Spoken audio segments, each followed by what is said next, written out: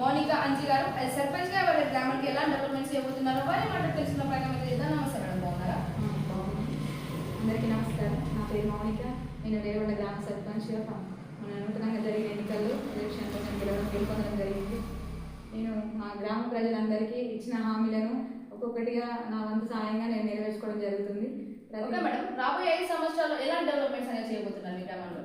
మా గ్రామంలో స్కూల్స్ కానీ హాస్టల్స్ కానీ రోడ్స్ మంచి ఆదర్శవంతమైన గ్రామంగా తీర్చిదిద్దడానికి యువతను మేల్కొల్పడానికి మంచి దారిలో నడిపించడానికి మేము ప్రయత్నిస్తున్నాం. అంటే మీ గ్రామంలో ఎలాంటి సమస్యలు అనేవి ఉన్నాయి? మా గ్రామంలో మేజర్గా అయితే యూత్ మంచి క్వాలిటీ ఉన్న యూత్ ఉన్నారు. వాళ్ళని సరిగ్గా గైడెన్స్ చేయడానికి ముందుకు వెళ్ళాలని అదొక మేజర్. మళ్ళీ స్కూల్స్ కానీ హాస్టల్స్ కానీ వాళ్ళందరి అన్నింటినీ మంచి మెయింటైన్ చేసి ఊరికి మంచి పేరు చేయాలని. ఒకవేళ మీకు ఓటేసి గెలిపించిన మీ గ్రామ ప్రజలను మీరు ఏం చెప్పాలనుకుంటున్నారు? మాకు ఓటేసిన గ్రామ ప్రజలందరికీ నా తరఫున ప్రత్యేకించి నేను ఎప్పటికీ లైఫ్ లాంగ్ వాళ్ళకి రుణపడి ఉంటాను. ఎందుకంటే నాపై నమ్మకం నుంచి ఒక 5 సంవత్సరాల ఛాన్స్ నాకు ఇచ్చినందుకు నా తరఫున అయితే నేను 100% ఖచ్చితంగా వారి కోసం 24 hours నేను వాళ్ళ కోసం శ్రమిస్తున్నాను. నాకు శాయశక్తులా నాకు సాధ్యమైనంత వరకు నా ప్రభుత్వం నుంచి ప్రతి ఒక్క పథకాన్ని ఒక్కొక్క అభ్యర్థికి ఏ అభ్యర్థి చెందాలో ప్రతి వ్యక్తికి ₹1 చేరే విధంగా ప్రభుత్వ పథకాలు అందరికీ అందే విధంగా చూస్తానని. యాజ్ ఏ మహిళగా మీరు ఇండిపెండెంట్గా గెలవడం జరిగింది, మీకు ఎలా అనిపిస్తుంది సర్పంచ్ గెలవడం? చాలా అసలు ఎక్స్పెక్ట్ చేయలేదు. కానీ మా యూత్ వలన నన్ను గెలిపించింది యూత్, మా లేడీస్. ఏది సాధ్యం కాదన్న విషయాన్ని కూడా సాధ్యం చేసేలా చేసింది యూత్. మహిళలందరికీ వాళ్ళందరికీ నా తరఫున మళ్ళీ ఒకసారి ధన్యవాదాలు తెలియజేస్తున్నాను. చాలా గర్వంగా ఉంది ఒక మహిళగా నేను ఈరోజు ఈ పొజిషన్లో కూడా ఉన్నందుకు. మీ పాలకవర్గం మీతో ఎలా ఉంటుంది మేడం? పర్లేదు, అందరూ ఒక కుటుంబంలో కలిసి మేము ఏ పని చేయాలనుకున్నా కానీ ఇది చేస్తాము, ఇది చేయాలని తీర్మానం చేసుకొని ఒక్కొక్క పనిని ఒక్కొక్క క్రమ పద్ధతిలో చేసుకోవడం జరుగుతుంది. మీ స్థానిక ఎమ్మెల్యే గారికి మీరు ఏమైనా చెప్పాలనుకుంటున్నారా సర్పంచ్గా?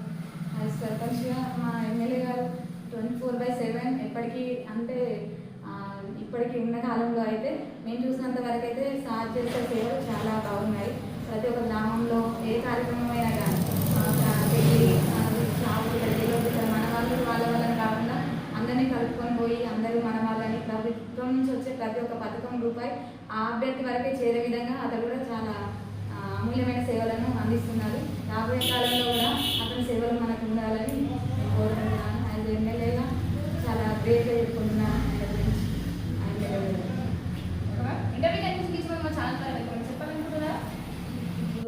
రేవంత్ రెడ్డి గారికి ప్రత్యేకంగా ధన్యవాదాలు. ఎందుకంటే మహిళల తరఫున ఆయన ప్రత్యేక శ్రద్ధ పెట్టి డ్వాక్రా సంఘాలకు కానీ అనేక రకమైన విద్యుత్ కానీ సన్నరకం వాటికి బోనస్ ఇవ్వడం కానీ ఇందిరమ్మ ఇండ్లు అనేక రకాలైన పథకాలను సంక్షేమ పథకాలను చేపట్టి చాలా అభివృద్ధి పథకం వైపు ఆయన నడిపిస్తున్నారు. అందులో భాగంగా ఇంకొకటి నేను చెప్పదలుచుకున్నది ఏంటంటే ఇందిరమ్మ ఇల్లు అంటే అంతకుముందు డబుల్ బెడ్రూమ్ ఇల్లు అంటే అసలు ఎక్కడ చూద్దామన్నా కనబడకపోయేది. మళ్ళీ ఆ ఇందిరమ్మ ఇల్లు అంతకుముందు వచ్చిన ఇళ్ళ గురించి ఎవరన్నా కావాలని చెప్తే వాళ్ళ డబ్బులు అనేవి మధ్యదారులే తీసుకునే విధంగా ఉండేది. కానీ ఇప్పుడు ఏ లబ్ధిదారుని పేరైతే ఉంటుందో ఆ లబ్ధిదారునికే వాళ్ళ ఖాతాల్లోకి డబ్బులు ఏకంగా చేయడం జరుగుతుంది. దానికి చాలా సంతోషకరం. ప్రతి ఒక్కరు ఈ సొంత ఇంటి కళ నెరవేర్చుకోవడం జరుగుతుంది. రైతులు కూడా రైతులకి బోనస్ కూడా అందడం జరుగుతుంది.